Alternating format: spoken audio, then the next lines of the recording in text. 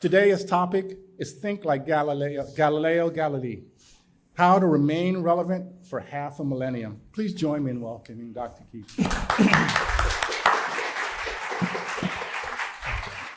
Thank you so much.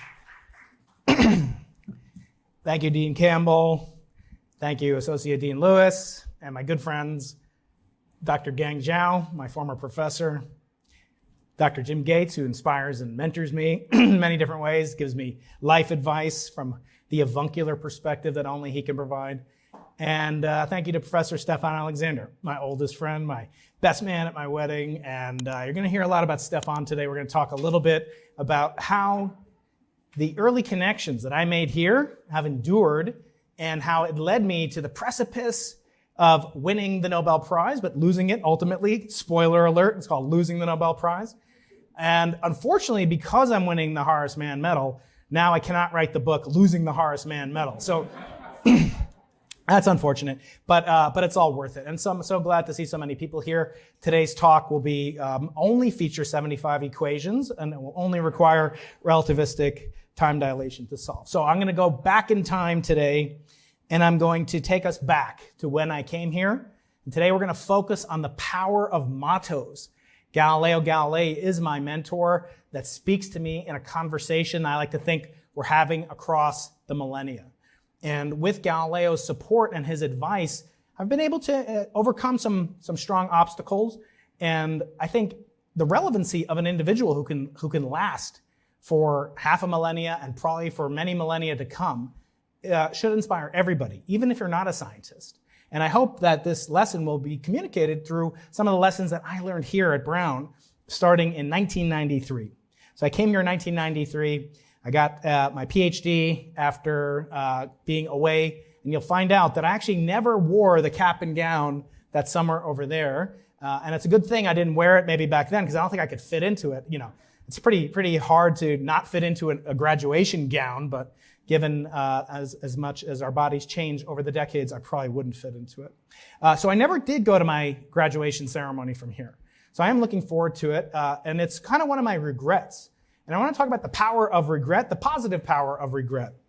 But it all started here. This is 1993. First day of class, I met a young man. And he was from New York, like I was, except he was from the real New York, real city New York, the Bronx, New York. He had a Bronx accent. I traded in my Long Island accent for I don't know what I had at that point, but maybe a Cleveland accent coming from Case Western. And we met in the dungeon which still exists, Barris and Holly, room 122. Any physics students here remember that besides me and Stefan and Professor Zhao? And there I also met my future boss, Peter Timby, who's now a professor at the University of Wisconsin-Madison. And Peter's been a lifelong friend of mine as well. The connections, I've made more connections here. You know, people say in high school, it's the best time of your life. Then college is the best time of your life. For me, I found here was the best time of my life. The connections I made here endure to this day. I can scarcely say that about other connections that go back even farther. But I've known Stefan, twice. I joke with my wife. She should be jealous because I've spent more time with Stefan over the years. I once tried to kill him. You'll find out about that in just a second. Also here at Brown. And really, I became a scientist here. I became an intellectual. I began to hopefully follow in the great footsteps of some of the faculty that taught me. And also to really be inspired by the tradition of scholarship that this mentor Galileo had laid down for us as a sort of a challenge to the generations. And I want to explain to you that his flaws make him even more endearing to me, and the failures that he had. And he had many lacunae and many setbacks in his life, as we'll talk about. But he had a set of principles that he lived by. And I want to maybe see if they resonate with you today. So friends that you make 30 years ago, almost to the year 29 years ago, can endure. And that's kind of the first lesson. You make a network in life. And I've lately become more, I don't know if this is true for younger people. In my early life, when I would see something that's really sad, it would make me emotional. But now I get more emotional at like happy things and seeing things and kind of that's what inspires me. But to think this guy that I met, I would be there when he would give me the first ever printed copy. He only had 2 of these. He gave me the first ever printed copy of his first book, which is called The Jazz of Physics. Everybody should get a copy. And then he would later endorse my first book. and continue to be a mentor as he has risen through the ranks and a colleague. It's wonderful to have colleagues that are mentors too. That was one of Galileo's great strengths. He was competitive, ultra competitive, and you'll see some of the things that he would do to trumpet and kind of the puffery that he engaged in. Later, Stefan would speak at the TEDx symposium in San Diego, and I was honored to be there. And then earlier before that, as I said, I almost tried to kill him in this very plane. This is November 5208, Quebec, stationed at the mighty Lincoln North Central State Airport. Has anyone ever been to Lincoln besides us this morning? Okay, it's a pretty rare place. There is a huge airport there that can land like bombers and stuff. I took Stefan in a rickety-dink plane, flew him over Providence, asked him to look over the calculations of my thesis, and if he didn't, the parachute was non-functional. But we've remained ideal friends. Even despite things you do, you almost kill somebody, and they still love you and remain at your side through the ups and downs. And he's really been with me forever. I can not really repay him. So who are you guys? You heard a little bit about me from that speech that the dean read, written by my mother, and hopefully not to be rebutted by my mother-in-law. But the Brown graduation, as I said, I never walked. The only graduation I've ever attended was my college graduation, high school graduation. The only time I wore one of these ridiculous pieces of regalia that's completely non-functional. Thank you, Susan, for arranging to get me an outfit for tomorrow. One of my sons is here, and he asked me if I can keep it. I'm like, what am I going to use it for? I guess I could become a judge or something in the Supreme Court. And I want to hearken to what I first saw back in 1993. I got a crisp linen envelope, the most beautiful envelope I'd ever seen, embossed with this beautiful color red, not crimson, but red. And underneath it were written these Latin words, which in 1992 and 1993, Google didn't exist, okay?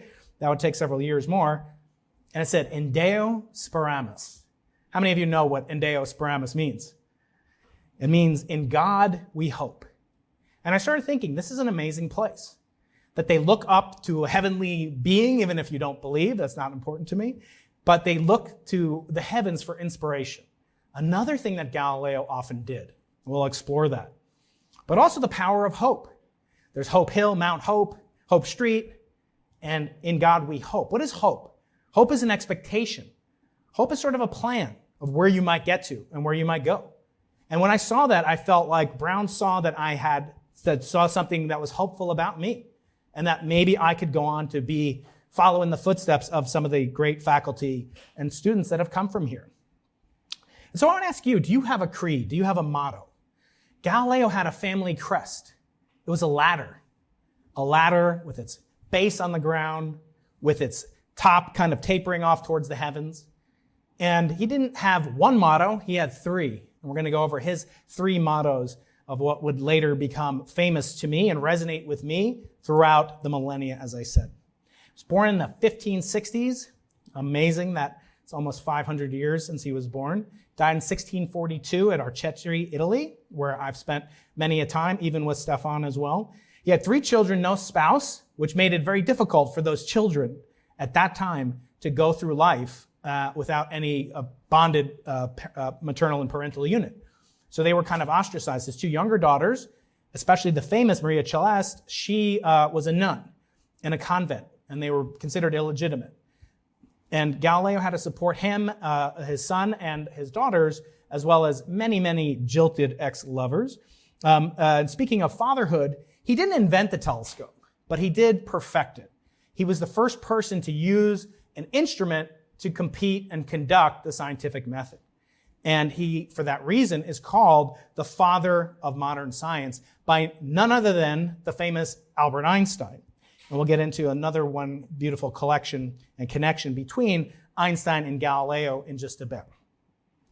His first law is a very famous one. He said it in the induction that he had into the equivalent of the Nobel Prize ceremonies back in the 15 and 1600s. That was called the Academy of the Links, or the Linnaean Society. And he was very proud of that. That was kind of like the Horace Mann medal back then. And he wore that title with great pride. And he made use, the lynx has these huge eyes, this animal with enormous eyes to observe. And then to observe the things that you can measure and make measurable what is not already so.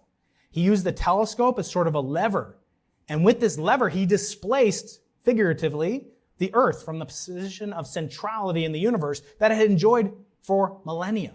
So to do that required an incredible forceful intellect. He also came up with the theory of relativity, and that's one of the connections with Einstein.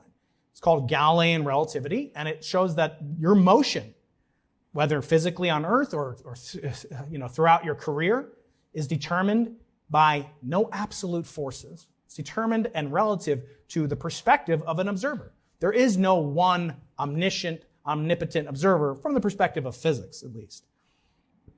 Now, some of you here are going to become academics. Some of you might follow in the footsteps of Jim Gates, Stefan Alexander, Gang Zhao, Andrew Campbell. You may become a faculty member. And so to do that, you've heard the aphorism, publish or perish. Well, Galileo published a lot. And he was not only a great and wonderful orator, speaker, writer, he was also an artist. And that made him unique. He synthesized both sides of his brain into one. I can never remember which side controls your artistic side. I don't know. That probably makes me one of the... Anyway, the middle diagram there shows not what the moon actually looks like, nor what the moon looked like even to Galileo. Remember, he was the first human being in the history of our planet to glimpse another world through a telescope, revealing details that would transform our understanding of our place in the universe. And yet, he was brilliant in that he could visualize for you, the viewer, the visceral feeling of what it felt like for him. There is no crater that looks like this one over there. There is no crater. But when he looked through the telescope, that's how it appeared to him. He demonstrated through the observations of other moons. He quintupled the number of moons that we had. Went from 1 moon to 5 moons in our solar system. He recognized that when he looked at the planet Jupiter, which he depicts here, this is in one of his most artistic creations. Even I could reproduce this kind of thing. The circle shows the planet Jupiter on one night. This is in 1610.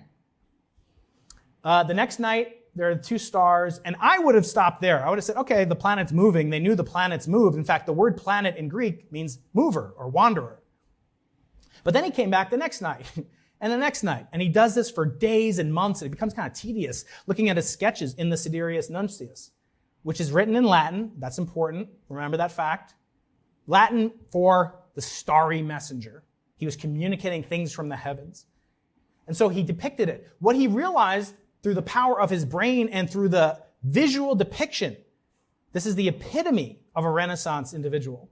Arts and science blended together. He realized he was looking at a miniature solar system edge on.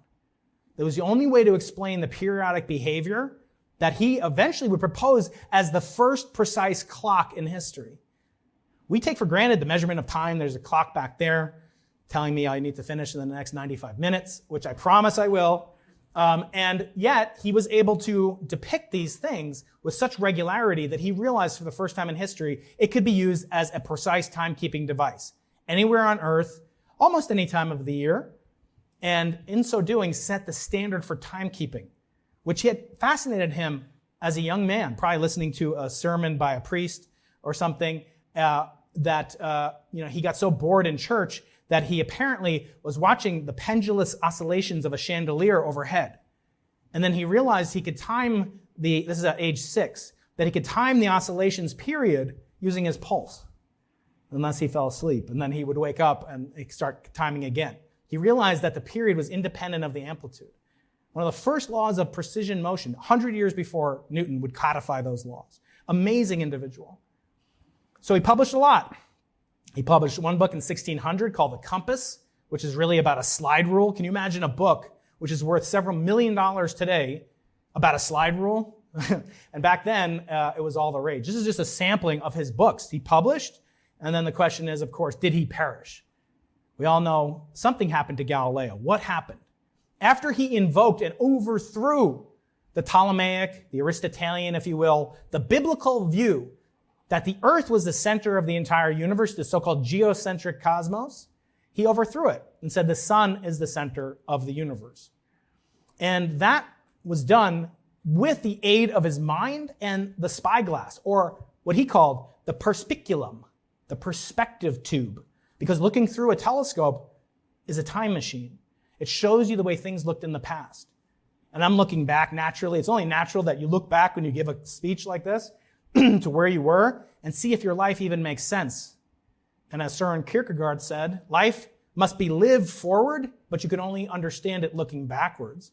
And the telescope is this powerful tool that does that. It literally moved, in the human mind at least, where the earth was centered. So did he publish? Well, the Pope generously allowed him to study Copernicanism. He published the Sidereus Nuncius, the Latin for starry messenger. He published that in 1610, March 13th, 1610.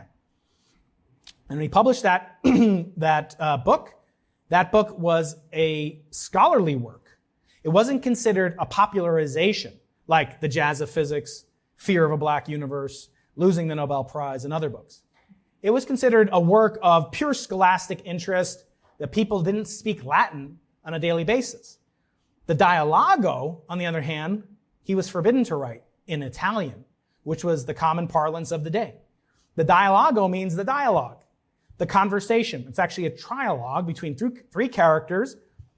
And I've had the honor, along with my good friend, Professor Jim Gates, to narrate, the first time in human history, a book by Galileo turned into an audiobook, just this year. No one had ever done it before. And I thought, well, I only like to listen to things. I listen to my own podcast. I only listen to audiobooks now. But it didn't exist when I wanted to research my hero, Galileo. So I said, let's see if we can do it. With the help of Carlo Rovelli, a renowned science popularizer, Frank Wilczek, Nobel Prize winner up the street at this technical college called MIT. He narrated the introduction by Albert Einstein, and Professor Gates narrated the translator, Stillman Drake. And for me, I narrated the part of an intelligent lay person. His name is Sagredo. It just means like some normal person. Then there's two other characters. There's Salviati, which means the savior or salvation in Italian. And Salviati is espousing the views of the genius Galileo. And then there's a character that espouses the views of the Pope and the Catholic Church. And Galileo gave him the unfortunate name Simplicio, which means the simpleton. Not so smart, but it shows you great men, great minds, great women can have great flaws, great blind spots, even when they use their telescopes. So he wrote this book, and you see in the top, he's putting his version of the Horace Mann or Nobel Prize. It says he's a member of the Linnaean Society on the cover of the book. He was very proud of it. And we should take pride in our accomplishments and the things that we do. We look back. And I am so grateful to have good friends like this at Brown and around the world. So Galileo had another motto when he was first confronted by the Pope, that he had perhaps violated an injunction against teaching. Remember, he was allowed to research it, but he couldn't teach it. Nowadays, as academics, we cannot fathom that. What do you mean? You're not going to let me talk about my research? In fact, I joke with my guests on my podcast that scientists and other people, we have a moral obligation to share what we do with the public. Not just, it's good if you can do it. No. You have to do it because you in the public pay my salary. I'm at a public institution. I'm a product of public schools, as Horace Mann commenced for this great country. And our country is primarily great because of our wonderful public school system. And of course, it can be better, and it will be better. But I'm a product of it. I teach at a public university. And so the message of Galileo and of Horace Mann resonates with me. But Galileo, getting back to his story, kind of in the middle of the three acts, his second motto, he said to the Pope, I don't think you're reading this right. The Bible and science are two different things. The Bible shows us the way to the heavens, and science shows us how the heavens go. In other words, they're what Stephen Jay Gould used to call non-overlapping magisteria. They don't really have that much in common. And it's true. I once looked up how many verses are there in the Old Testament, which we call the Torah in Hebrew. How many verses about the Big Bang are there really? There's about 35 verses about creation. And then there's 35,000 more verses. You're talking about 0.1% of this entire book. So Galileo's right. The Bible isn't a science book any more than A Jazz of Physics or A Brief History of Time is a book about ethics, morals, and how to live your life. So I think it is important to take heed to what Galileo said. And then he kind of sticks it to the Pope and he says, I do not believe that the same God, Deo, who endowed us with sense and reason, intended us to forego their use. So he's really saying, no, the pathway, if I can interpret the great, permission and indulgence from the dead, This brave-looking man right here, keep that image in mind. If I can indulge, he's really saying, if you want to access the mind of God or the highest power, call it Mother Nature, then science is perhaps your best vector to do that. The best vehicle to understand the sublime is to use science, in my humble opinion. And I should say that Galileo made many blunders, not just political blunders. He also had what we call now confirmation bias, which is the tendency that scientists and normal people have to accept evidence only when it conforms to their hypothesis, and to reject or file away evidence that might be contradictory, disconfirmational. And we have to grapple with that every day as a scientist. And I often said, the only thing I didn't learn here, and it doesn't mean that I didn't learn to be an ethical person from great teachers like the late great Jerry Guralnick and people that became like uncles or father figures. I learned that you should be ethical, but we don't teach ethics the way medical students do. We don't teach them the way law students do. And I think scientists can be held to these high standards of ethical imperatives. So that's just my little hobby horse, along with the moral obligation to scientists to give back to the public who pay their salary, the learning and the education that we are getting on their generous funding rolls. So Galileo thought the tides on the earth were caused purely by the rotation of the earth and the revolution of the earth around the sun. Sort of a sloshing, like in this bottle of water. As you spin around, it kind of sloshes back and forth. In reality, it has nothing to do with that.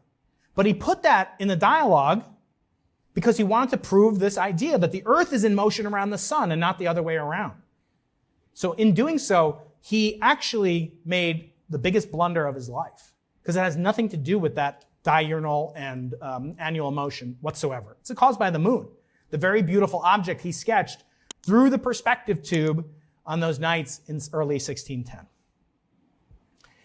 And so now you see a less kind of proud, brave-looking Galileo. He's in front of the Holy Office, which is a euphemism, as I like to say, in the same way that the Internal Revenue Service is a euphemism for like the money donation service or what have you. So here he's looking, kind of a little bit, he's cowering.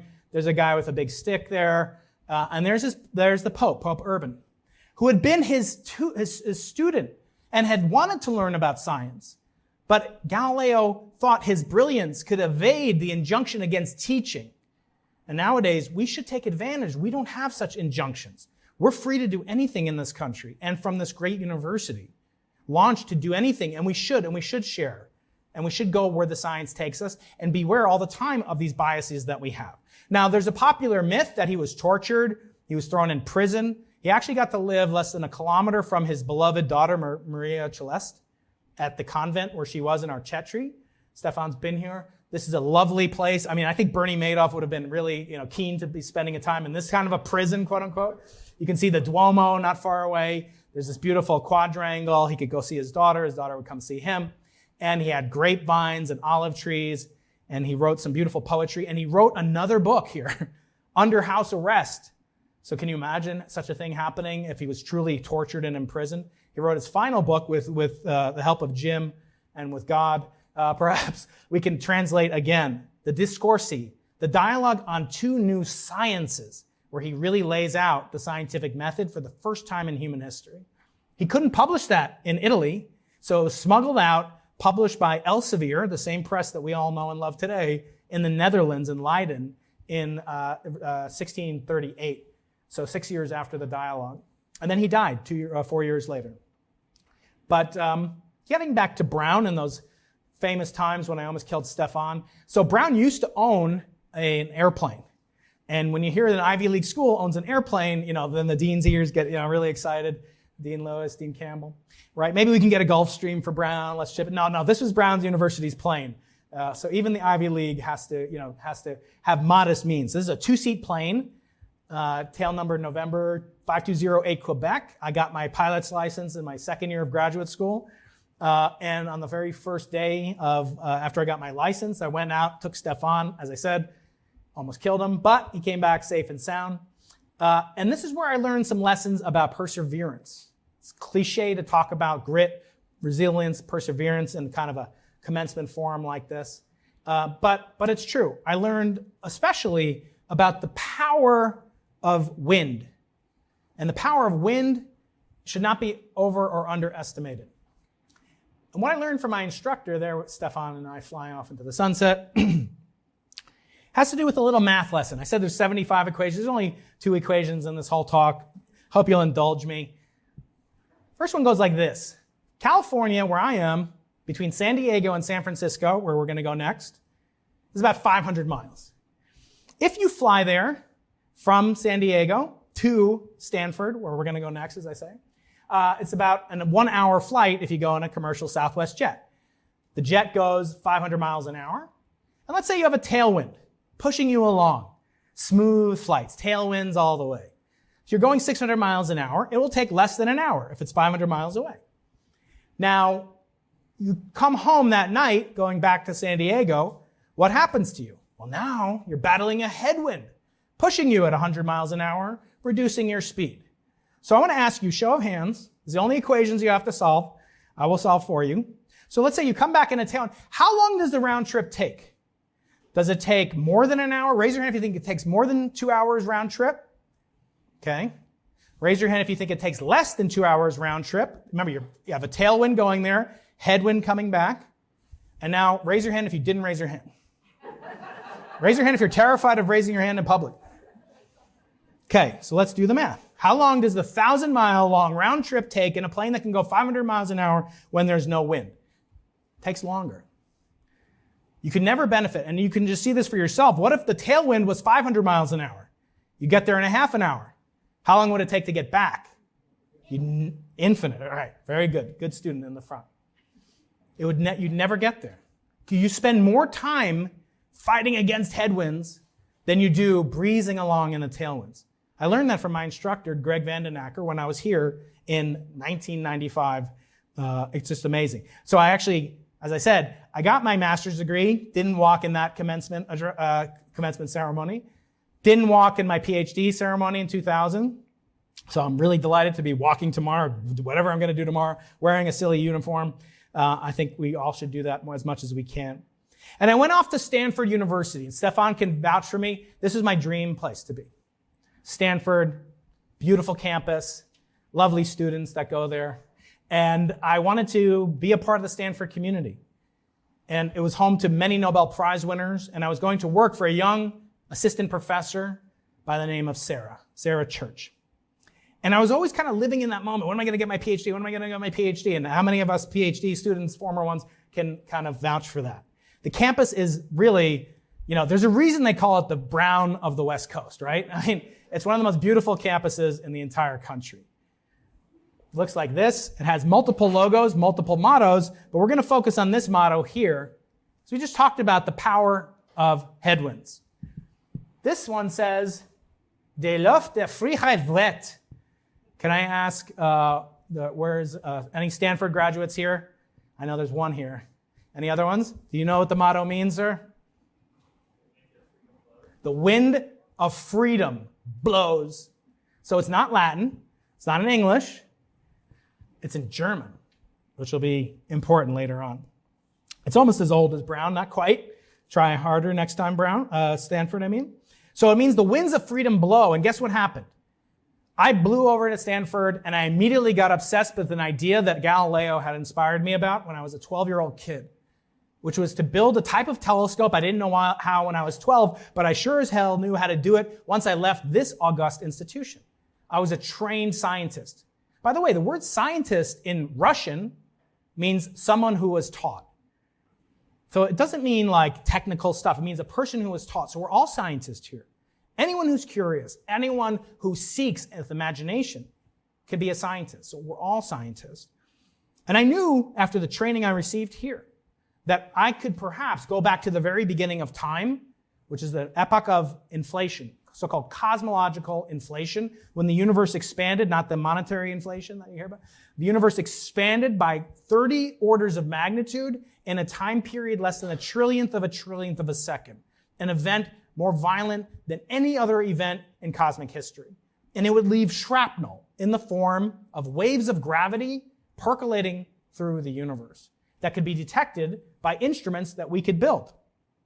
So the cartoon diagram this is from the Washington Post, from Bicep, when Bicep made a huge announcement in 2014. They depicted it pretty well in schematic form. Inflation is the spark that ignited the Big Bang. And we are the byproducts. Every helium atom in the universe that we know about, with the exception of those produced in stars, and every hydrogen atom in the water that you drink and the water that's in your body was produced during the Big Bang. But how did the Big Bang get hot? What put the bang in the Big Bang? That is inflation. And so I wanted to detect inflation. I wanted to detect the analog of these signals, harbinger, imprimatur signals from the origin of the universe.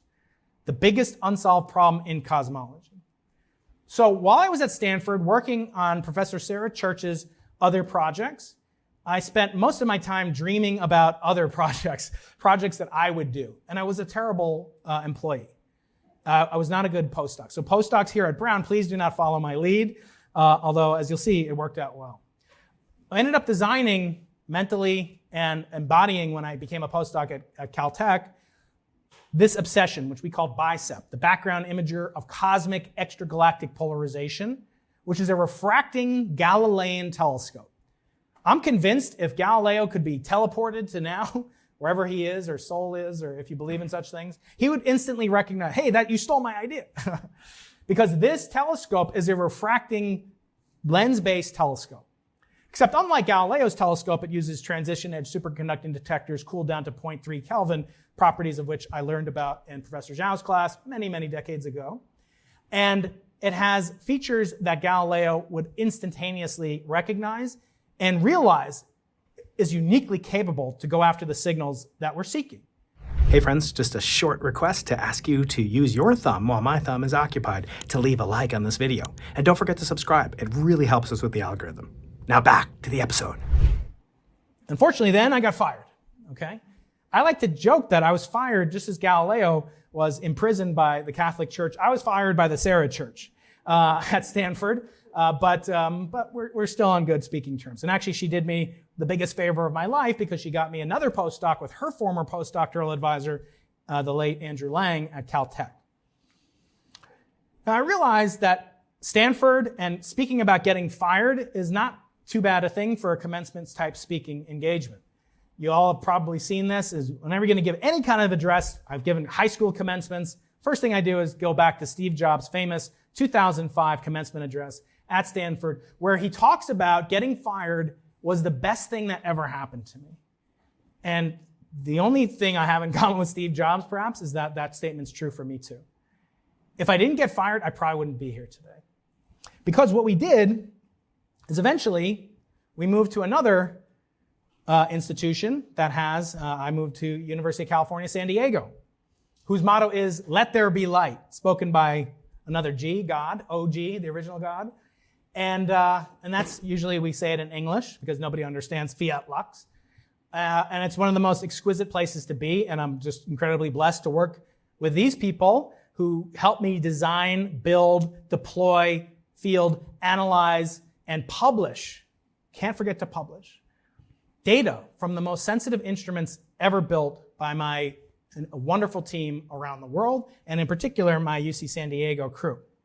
Now, we couldn't do this measurement from Providence.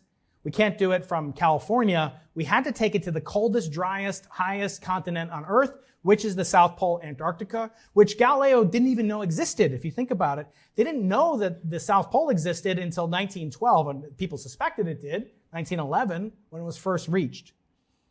It was quite a trip to get there. And you see the two teams that were battling every bit as much in competition as the battle to land on the moon for the first time must have been. This is the moon race of the early 1900s. Two teams, different technological approaches.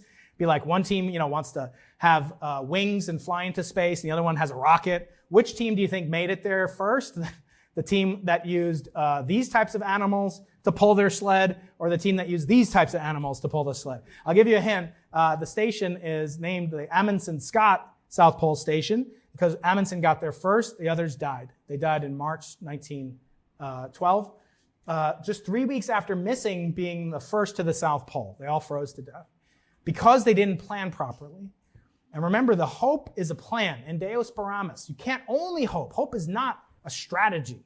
It's an element and a component. It's a motto. It's a creed. Those are important. Without hope, nothing could get done. But they failed to plan. And when you plan to fail, you fail to plan.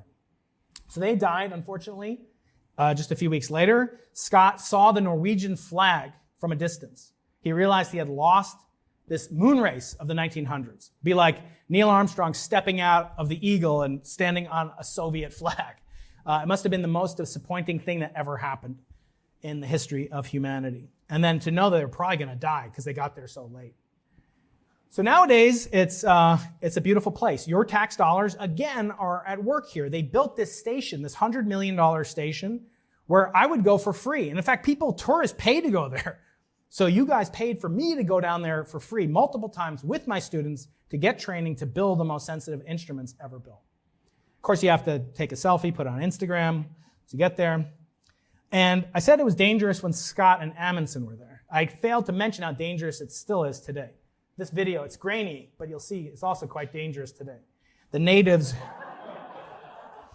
but maybe they don't like, it's kind of like faculty, they don't like each other, right, sometimes, right, professors? So maybe they would be fine with people. And one of my kids is here. He loves penguins. He asked me, can you bring me back a penguin? So I tried. I honestly tried to get a penguin for my beloved son. And that's what happened. So you got to be very, very cautious with these.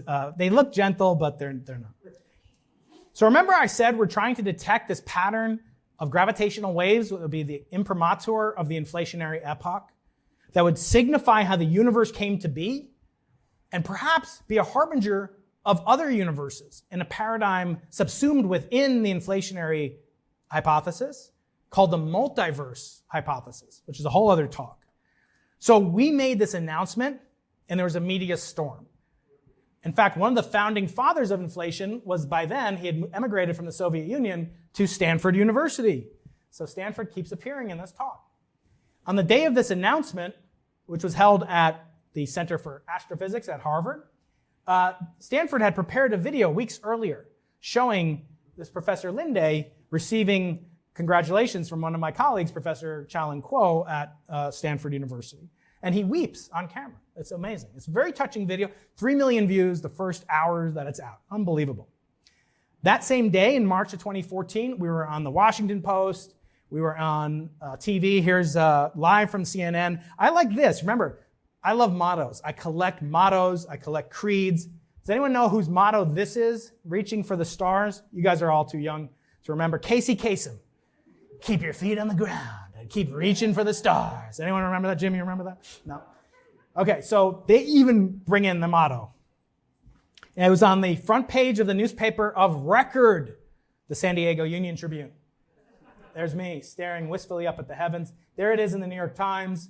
Scientists detect space ripples signifying the Big Bang's smoking gun. Really, the first physical evidence of the origin of the universe. What could be more exciting?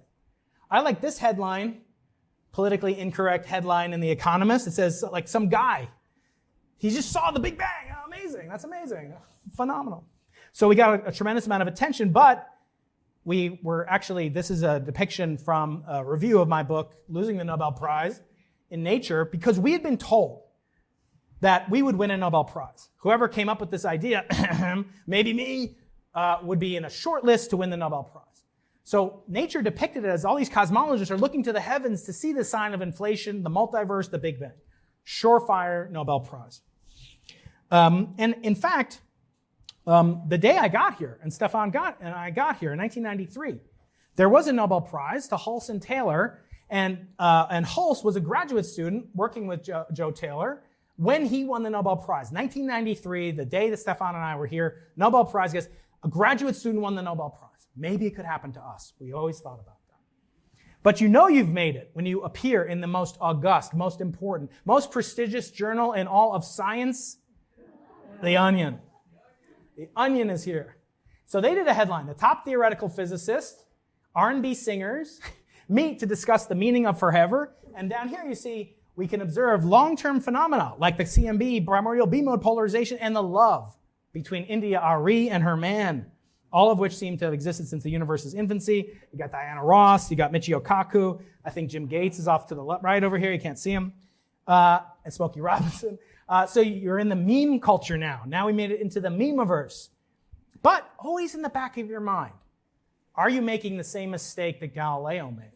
Maybe we won't get tortured and put in jail or whatever happened to him, but maybe there's something else leading to a sense of confirmation bias, precluding you from seeing the truth. Maybe something as small as a grain of dust can impede your view of how the universe came to be. And you may mistake the dust for the primordial signals that would lead to golden treasures. So here's a famous cartoon by Sidney Harris. It shows two housekeepers. Sure, it's beautiful, but I can't stop thinking about all that interstellar dust out there. Now, we had thought about interstellar dust as an interloper imposter signal that could mock the imprimatur of inflation. We had taken that into account. We couldn't get access to the data. Those were held by Italian and European collaborators, and they wouldn't share with us because they didn't have the data fully analyzed. They didn't want to be premature.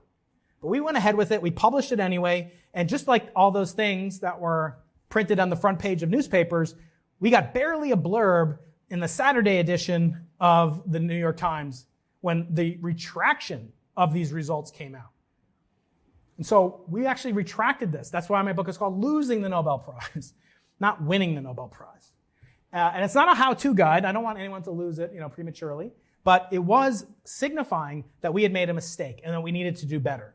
And with the help of our theoretical, analytical, and other experimentalists, we are now building a new project because we now know the cosmos isn't so pure and pristine. It's not this pristine view from here on Earth looking all the way back to the beginning of time. No, it's a lot like Boston at rush hour. It's smoggy, it's smoky, and there's a lot of schmutz to look through. And you have to be attuned to it and remove it by paying as much attention to it as you did to the prize you're seeking to find. So to that end, we are building the Simons Observatory. And I'm here to report progress on this observatory, and it will begin taking data in just 2 years from now. This is a $100 million plus project that I'm pleased to co-lead with my collaborator, Suzanne Staggs, who's the spokesperson at Princeton, and I'm the director of our project office. And we have over 200 researchers on all 7 continents and in multiple different countries. I'm almost adding names to this wonderful list as each passing talk goes by. This is our location in the Atacama Desert. It's called the Desert of Deserts in the highest Atacama Chilean Andes range. And this is a beautiful shot of it. 17,200 feet above sea level. It's funded by members. All those members you saw pay membership dues and contribute in cash or in kind to this immense observatory so that we have, as Jim Simons often says, skin in the game. We need to have a stake, a venture in this project. Here's the team. We're going to have a face-to-face meeting for the first time in 3 years at UC San Diego. Here's my particular team at UC San Diego, working on one of the 3 refracting Galilean-type telescopes that will hopefully see not only the signals of cosmic inflation, but also the dust simultaneously. And to that end, we're building 3 of these instruments, and then we're deploying them to Chile, which is at 17,000 feet above sea level. This is a video taken last month. Hopefully the video works. Yeah, it's a time-lapse video, so it looks kind of funny. I like these instruments. This is the CLASS telescope. They're kind of whirring around. We're delivering those platforms that will hold the 3 telescopes. I'll speed it up because it's kind of long. So we have these cranes. We have to do everything. We have to build the site, bring the concrete, bring the diesel fuel to run the generators, bring the oxygen that we have to breathe or else we'll pass out and die. And we have to maintain a culture of safety and respect the indigenous people that populate this land to this very day. And so it's just an immense privilege to be affiliated with these people, and it's going to be building the most sensitive experiment ever made, not only to measure the CMB signals, but to measure the dust signals as well. So I want to finish now with a statement that even Galileo's broad peripatetic intellect was so expansive, he even thought about that classic question. If a tree falls in the forest and nobody hears it, does it make a sound?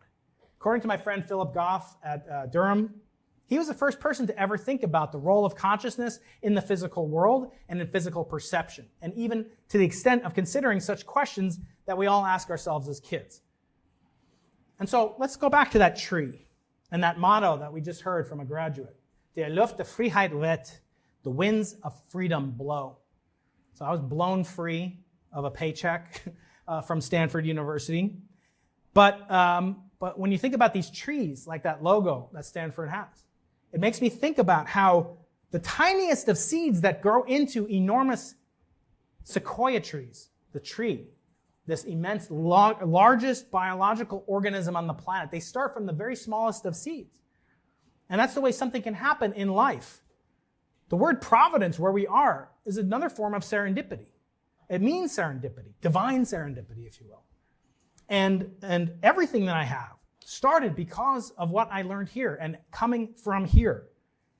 And in fact, 11 years ago, I brought a guy. He was just a little sprout. Now he's in the audience. And he wouldn't be here because I wouldn't have gone from where I did at Brown to Stanford to Caltech to UCSD. Wouldn't have met my wife and had the blessings that I have to call part of my family and to be part of this grand scientific tradition.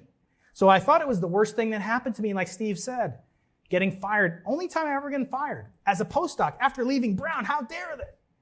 But it happened. And it made me think of my mottos. And I think we have to have mottos. So this is my final motto. It's in Yiddish, combination of Hebrew and German. And it stands for man, it says, man tracht, God lacht. It means man plans and God laughs at your plans. It's kind of, the bittersweet humor of the Yiddish language.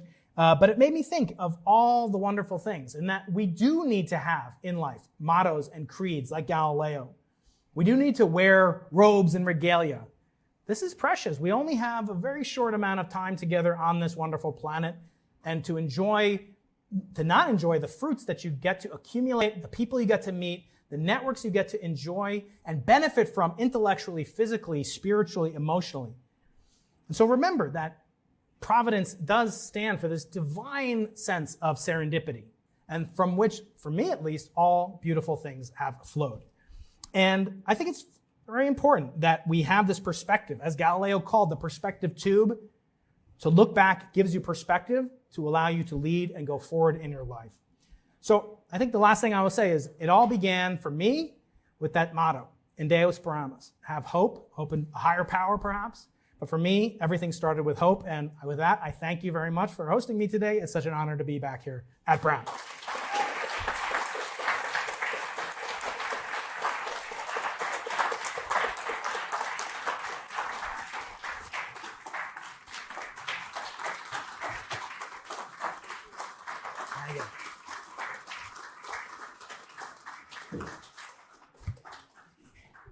So as the Horace Mann medalist, Dr. Keating will get the Horace Mann medal at commencement tomorrow. Tomorrow. Yeah. So we'll get to see him receive that medal. In the meantime, we have a couple of microphones in the aisle. If there are questions, please come to the microphone and ask your questions, please. Good day. Yes, Professor. Well, first of all, Brian, I want to thank you for just a terribly engaging presentation that basically lives up to Horace Mann.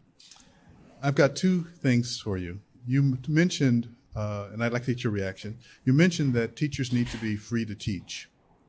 And yet we live in a country nowadays where certain histories are not allowed to be taught. So I'd like to get your reaction to that. Mm-hmm. Second question. Horace Mann said what I believe is the ultimate in commencement comments, which was, be afraid to die until you have rendered some service to humanity. And I'd like to know, what is that service that you've rendered? So those are my two questions. Simple question. We usually preface that with simple questions from Jim Gates. That's what that qualifies as simple. I'll start with the first one. So Horace Mann was a towering intellect. He recognized that the foundation of freedom is education. And he was he was one of the early and most powerful voices of abolition against slavery, starting in the 1850s and beyond, and recognizing that we shouldn't just free the slaves to make them, because it's a good thing to do. He recognized the biblical injunction. He was appealing to biblically literate people that it was actually a sin. It was no less than a sin to enslave another person. But he added, and you know this, Jim, he said it's not enough just to give them freedom, ship them on their way. We had to educate and keep them, basically, he said he wouldn't be satisfied until they had armies of freed black slaves. That was when they would know that they had made it and that America had lived up to the promise of the Declaration of Independence. And he resonated very much with Frederick Douglass in that effect. So I agree entirely. And we see that, it couldn't happen again. We couldn't have that. There's a place on earth where slavery takes place to this day. And it's a great tragedy. And the thing that I want to understand is, and I started to think about this in answer maybe to your first question about service. For me, when I think about service, I think about something I also learned here, which is about networking, but not like social climbing. It's about building connections between people. So you guys all know this, and many of you know this. The basis of a network is that it scales as not the number of people in the network, but the square of the number of people. Because all of your connections may have connections amongst themselves. And what I try to do and embody in my life is I ask, well, what if you kind of short circuit a connection? What does that do to the rest of the network? And so for me, I ask the question, well, what you should do in life is that which, if taken away from you, would devastate you. In other words, you should have those connections that you can't live without. For some, it's children. Some people don't have children. Some, it's friendship. And that type of service in the mind and recognizing I do what I do because I'm free.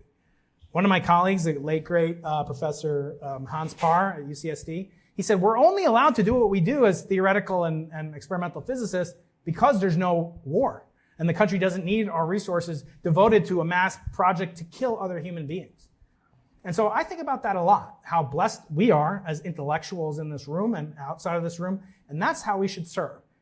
To do that, to give back to the public so that they experience the return on their investment in our education. Because everybody here is benefited. I don't care if you went to private school all the way through Brown, which is private school, all the way to graduate school, teach at a private school. I don't care.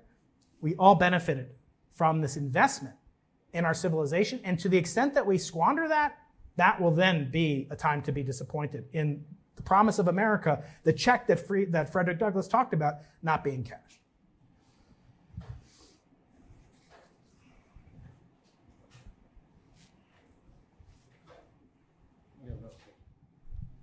So before I worked at Brown, I worked at University of Chicago, and we were working toward fundraising for the Giant Magellan Telescope, also in the Atacama Desert.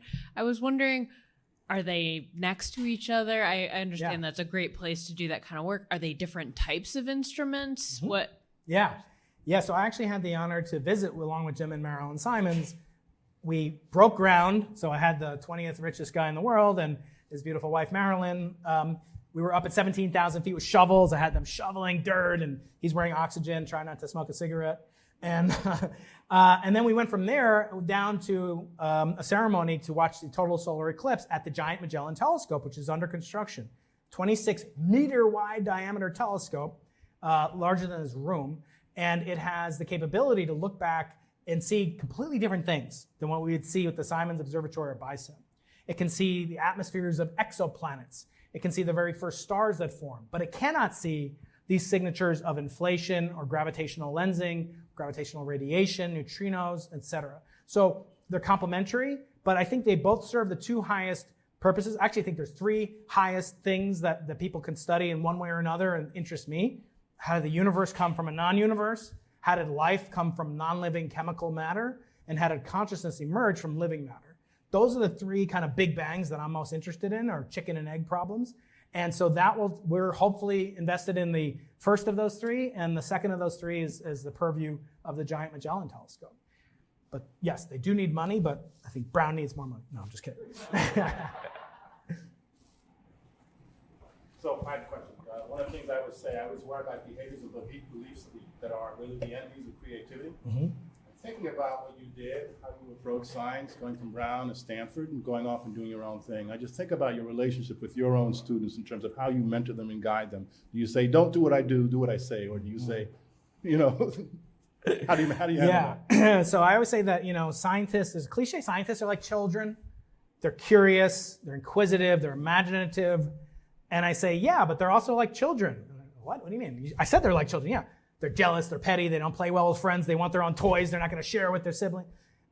Science is kind of like one of many double-edged swords. It takes a certain amount of humility to do science, to know that you could be wrong, and to have the courage to say the most powerful words in science, I don't know.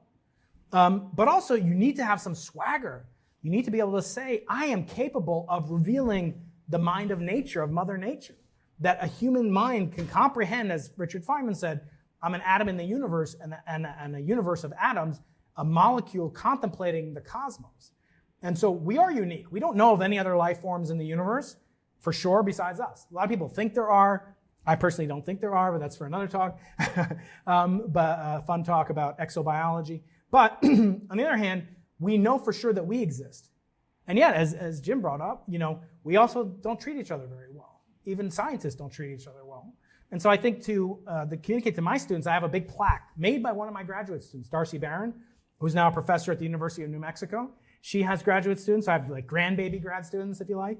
I have a plaque that was made by her parents in honor of me when she graduated, a beautiful bronze plaque, and it shows my PhD genealogy. And it goes back 17 generations to before Galileo wrote that first book, The Compass. And it's an awesome responsibility because the chain doesn't end. It goes back both that way, we just don't know their names, and it goes all the way down into the future. And that's the notion of what this Russian phrase interpretation of scientist means. Someone who is taught. That means to me, you have an obligation to teach as a scientist.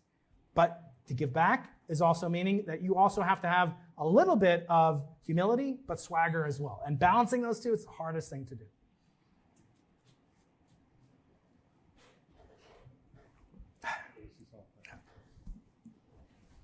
Thank you, that was great. Thank you. Outside of Galileo, can you name one other person who's inspired you and why? So in science or without science? I would say, besides my wife, who is the most inspirational person I've ever had in my life, she really has truly endowed me with a complete other side of my brain. Again, I don't know which side it is. And maybe, as we were saying earlier, any of the faults are with me and any of the good things come from her. So besides her, in that sense, as a scientist, there are many, because science to me means that you don't back away. There's another famous blunderer in science. He had 7 blunders. He thought that quantum mechanics wasn't real. He thought that the universe didn't have dark energy. He thought that there was anomalies in the basic foundations of physics.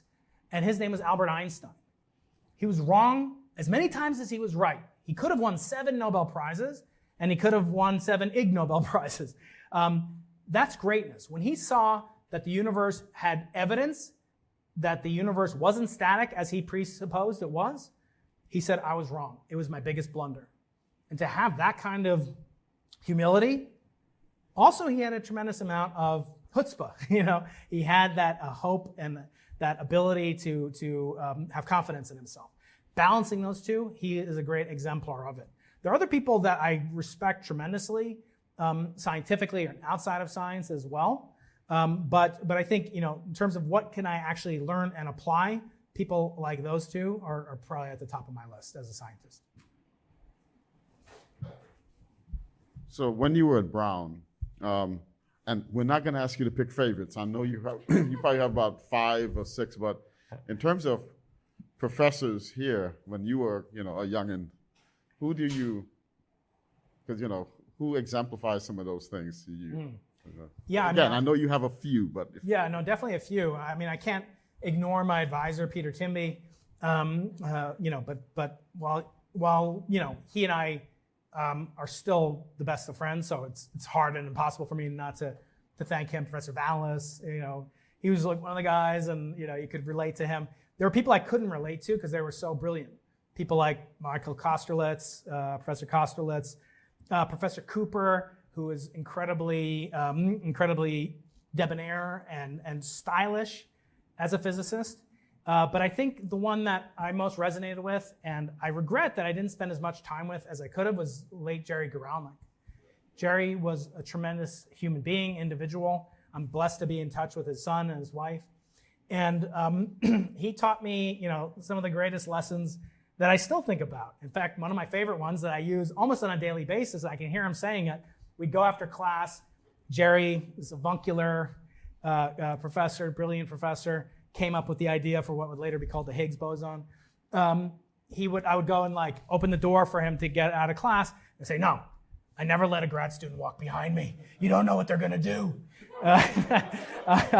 So he was a mensch. He was a real mensch, and I try to embody that along with the swagger and the flair. And from Professor Zhao, this is true. He gave me some of my lowest grades in the class. That's okay, but you believed in me, and you allowed me to demonstrate when I didn't know something that you gave me a second chance, and you allowed me to come back and show you that, okay, that was just an off day. You had grace. You had a graciousness that really did speak to me. And I try to think about that with my students today. During the pandemic, these kids are dealing with stuff. They're all over the world, literally, calling in all hours of the night. I'm not the greatest teacher, but I try to have some graciousness and understanding that these are individuals. And I think I learned a lot of that from this very institution. And of course from you. I already spoke about you for like 10 minutes, brother. I mean, come on. No, it's true. You did. I dedicated my book to you. Don't forget that. Yeah. Okay, we have time for one more question. How powerful was Galileo's telescope in comparison with a modern telescope? Very good question. So Galileo's little tiny telescope was about 1.5 inches in diameter. There's one lens out of the hundreds of telescopes that he probably made. He would never tell people how he made it because he had a monopoly on it. It'd be like Steve Jobs explaining how did the iPhone work, so somebody can copy it. Once you have a monopoly, you want to keep using it. So he wouldn't tell people how he made it. Instead, he published the Sidereus Nuncius, which showed what you could see with it, which gave you anticipation, desire. You wanted it. And he published that. It became instantly famous across the whole continent of Europe. He never left Italy. This telescope, you can see these objects. And in fact, you can see with a telescope from the middle of Providence on a clear night, every single thing that Galileo ever saw. Nebulae. He saw these planets that had moons around them. The phases of Venus are depicted in the bottom left corner. The rings of Saturn are depicted. This is something you can get if you buy a Keating brand 2000 telescope for only $19.95, $99. No, I really do want to go into business and make telescopes. But on Amazon, you could buy for $50. You can buy the exact same telescope that inspired me as a 12-year-old to go into a life of what would later be called science and kind of rediscover these same discoveries. And I always say, you can't go out and build a Large Hadron Collider. You can't go out and build a giant Magellan telescope, but you can feel the exact feeling that another human being had who's been dead for 500 years. Because when you look and you see Saturn and you see the craters on the moon, you immediately say, these are not like anything we've ever seen before without a telescope. So you'll feel what he felt. No other scientific instrument can do that. So I encourage parents, get your kids or grandkids telescopes, please. And I promise to take your money someday when I build my own telescope company. Thank you very much. Okay, why don't we give Dr. Keating a big hand, please?